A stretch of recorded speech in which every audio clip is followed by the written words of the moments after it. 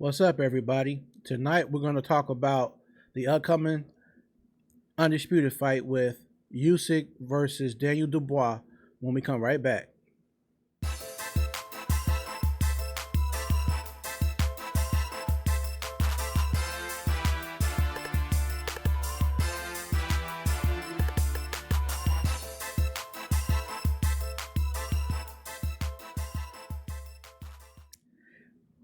Welcome to another episode of Ringwalk Boxing Podcast. I am Bean. And tonight we're going to talk about that big undisputed fight between Alexander Usyk of Ukraine versus Daniel Dynamite Dubois of UK. Now, this is a very interesting fight to true boxing fans and casual boxing fans alike.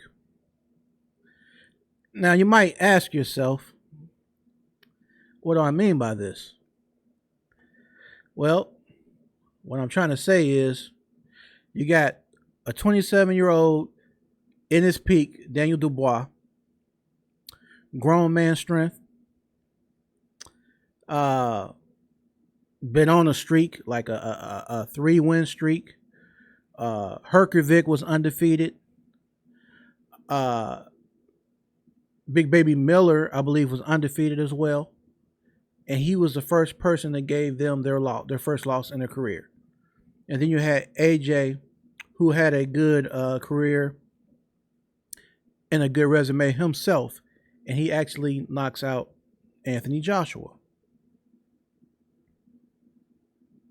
Now, meanwhile, while this is all going on, you got Usyk doing his thing as well. Usyk steps in from being a cruiserweight into the heavyweight division and fights Derek Chisora. Derek Chisora is what you may consider a gatekeeper out of UK. Real stocky guy, real powerful, real aggressive, and has a resume of fighting every top fighter in the division of boxing of this era. If you drop a name, pretty much, apart from maybe Deontay Wilder and Daniel Dubois, Derek Chisora has faced that person. So, getting his feet wet in the heavyweight division, Alexander Usyk defeated Chisora. Now, some would argue that it was that he struggled. He didn't look so good. That Usyk's performance didn't look at his top peak or whatnot. Well, some people say he did that on purpose to give other heavyweights a false sense of security, for them to think that, okay, he's downplaying his ability, so people didn't think he was as good as he really was. So then he was luring in people like Anthony Joshua, Daniel Dubois, and Tyson Fury, downplaying his true ability with Chisora. So then when they came to face him, he turned it up. Like, he went into a whole different gear. Now, that's what some people feel. Some people say it's cap. Some people say they really feel that's how it is, right? Well, let's just, like I said in my last segment, let's just peel back these different layers of this or whatever. Now, you got the Chisora fight or whatever. It goes to a decision. But there were certain moments in that fight that Usyk actually hurt Chisora. Now, you can blame it on the fatigue that he had, got tired, that Chisora started getting tired. And once he got tired, then Usyk went up another level or whatnot. And he tagged him and he rocked him a few times. He had him stumbling. Then AJ versus Usyk happens. The first fight. AJ is one that you have to give credit because he'll pretty much step in the ring with anybody as far as I can see. But Usyk is a special fighter. And he displayed that in the first fight. Southpaw, they call him the cat. He's very witty.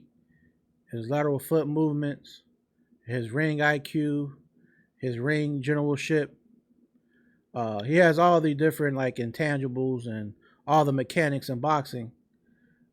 He pretty much doesn't lack in any area. He pretty much the only thing he doesn't have naturally is that raw punching power, like just like a raw, like a George Foreman or Sonny Liston or a Deontay Wilder or even AJ Dubois. He doesn't have that like the type of uh, what they call that kind of power, the thudding power.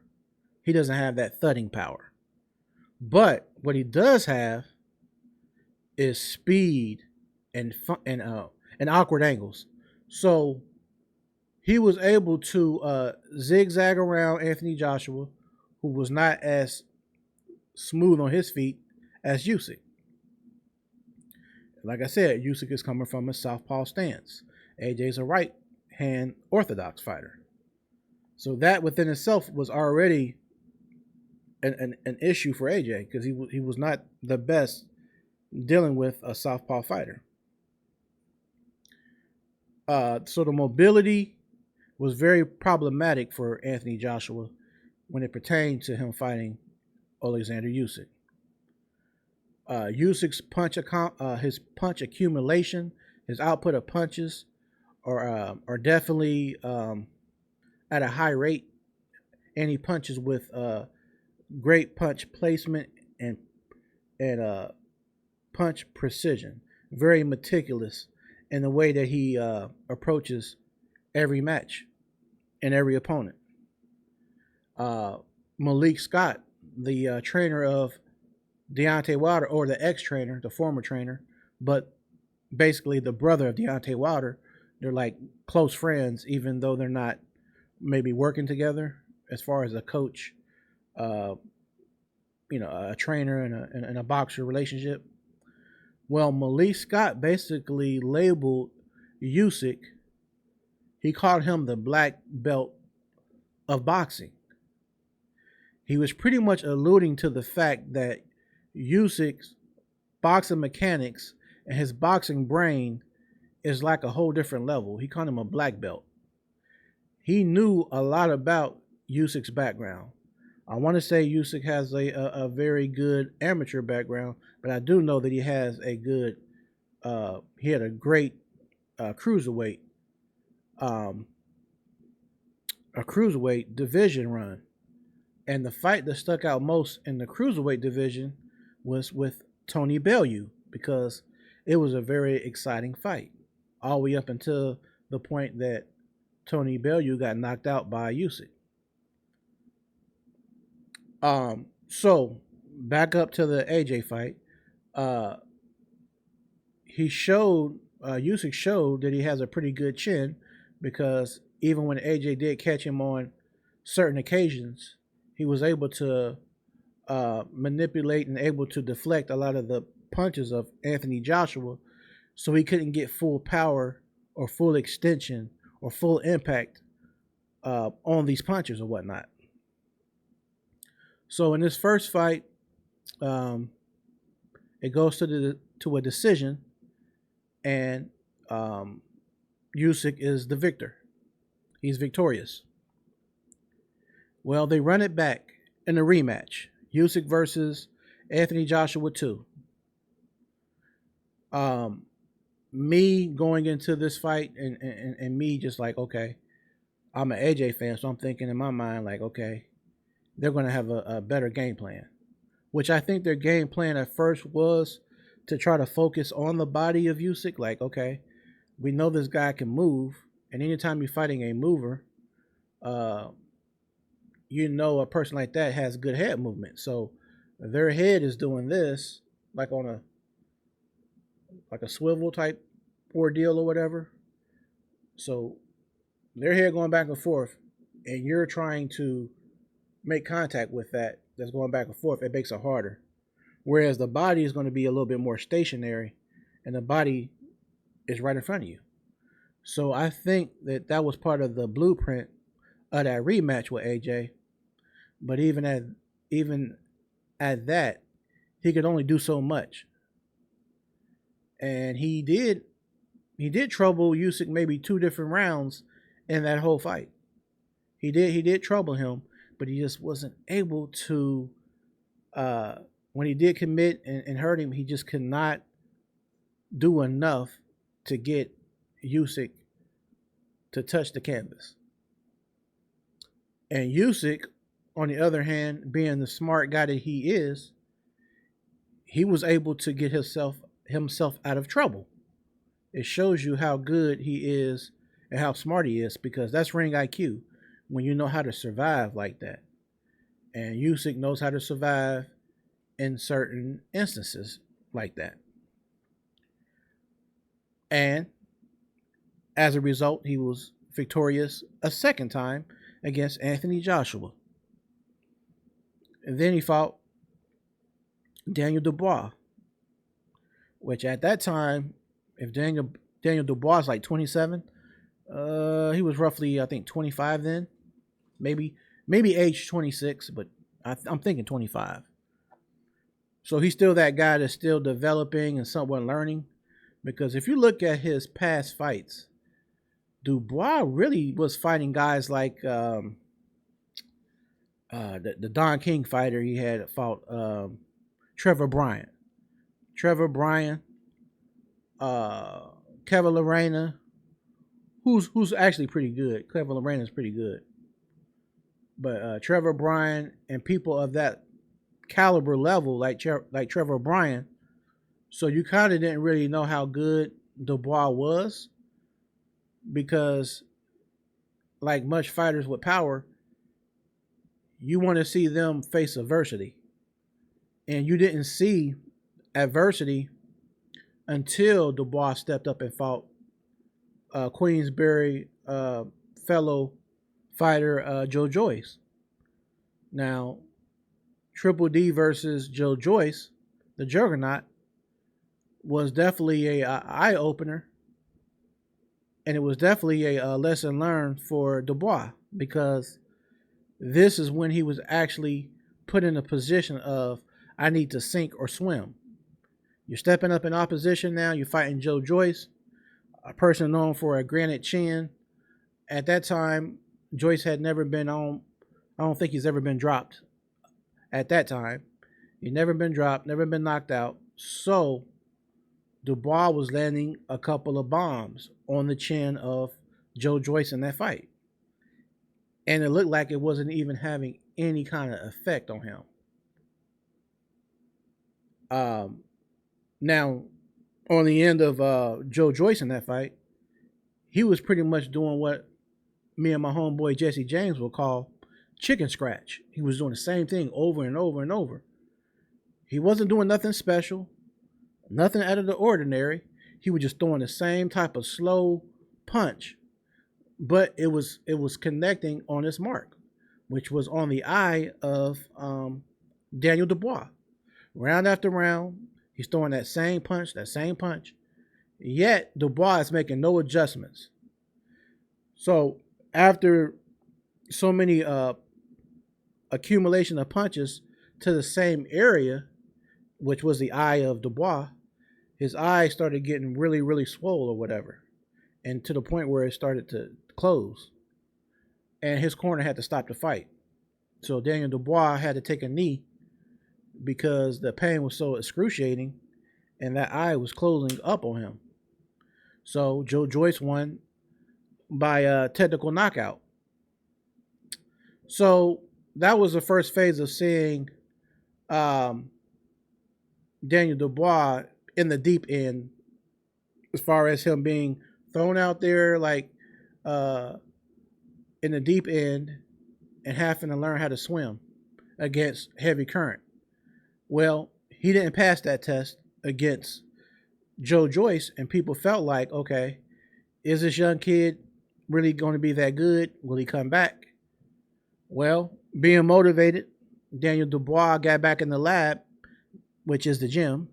Got back in the gym, working out, training hard, went on different interviews saying, hey, it was a learning experience. I'll be back better than ever. And he comes back. And then he eventually um, went on his streak. Now I'm bringing you back up to the more current fight. He goes on that streak when he fights Big Baby Miller in a back and forth, toe to toe action fight, and stops him in the final round with like 5 seconds left.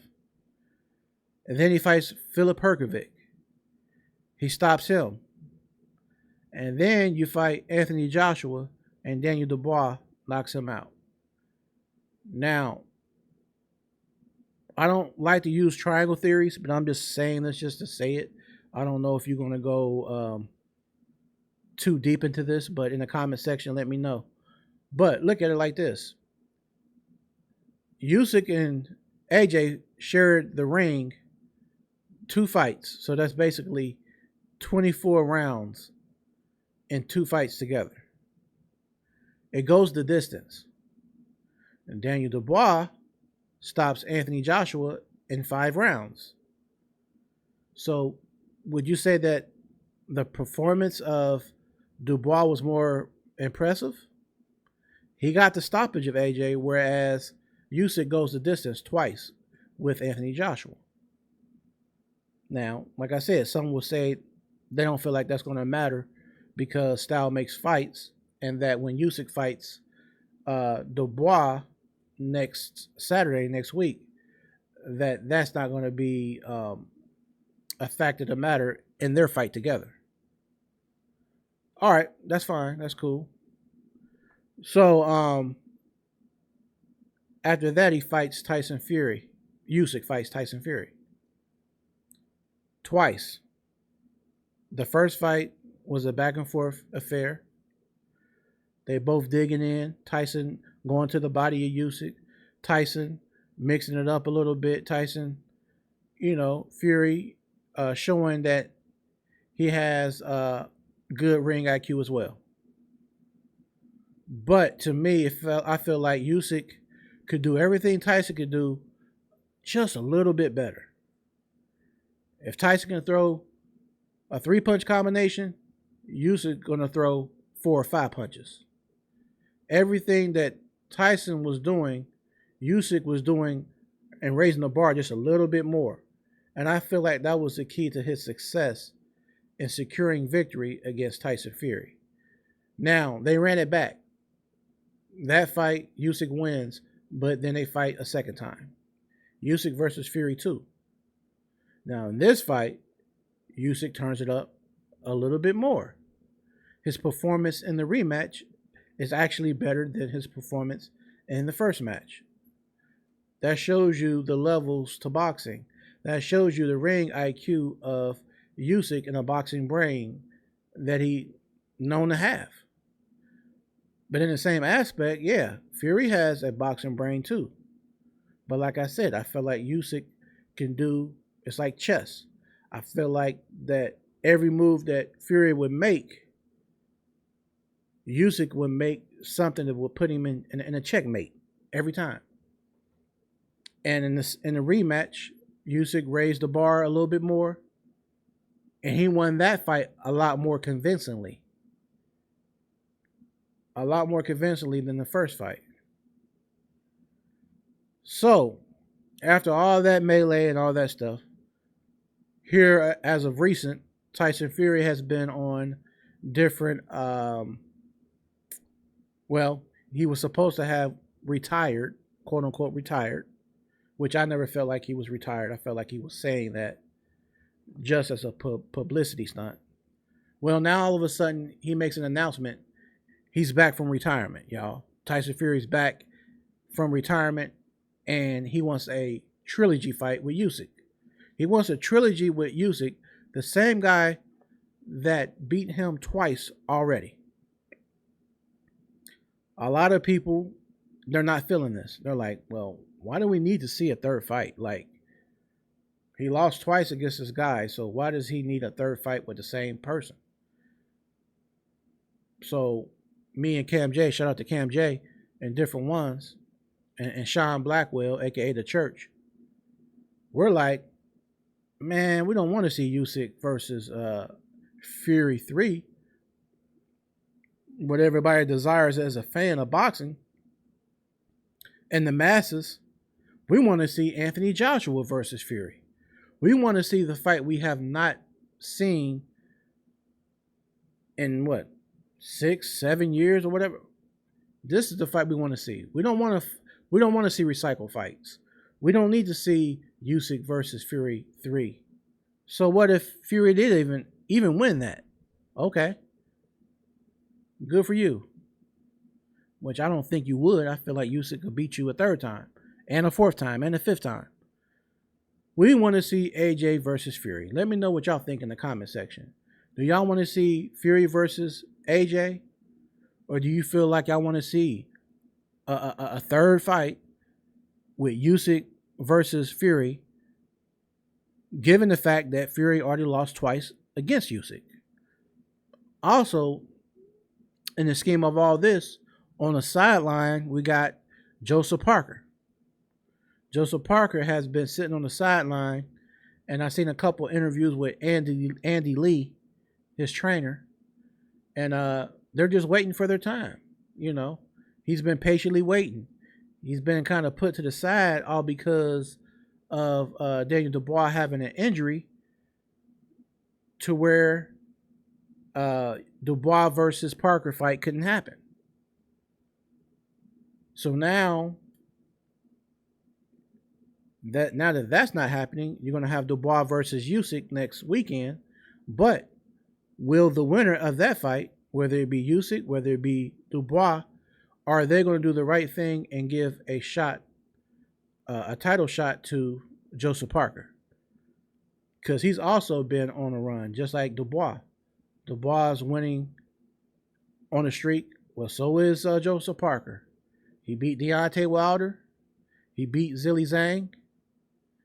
You know, and he beat Martin Bakole. So it's only right that somebody like Joseph Parker, who's a throwback fighter, gets a title shot. And then you got your guy like Ajit Kabiel, who's also, I believe, undefeated. And he's been doing his thing. He's been on the streak as well. So there's a lot of different possibilities that could happen right now in the heavyweight boxing.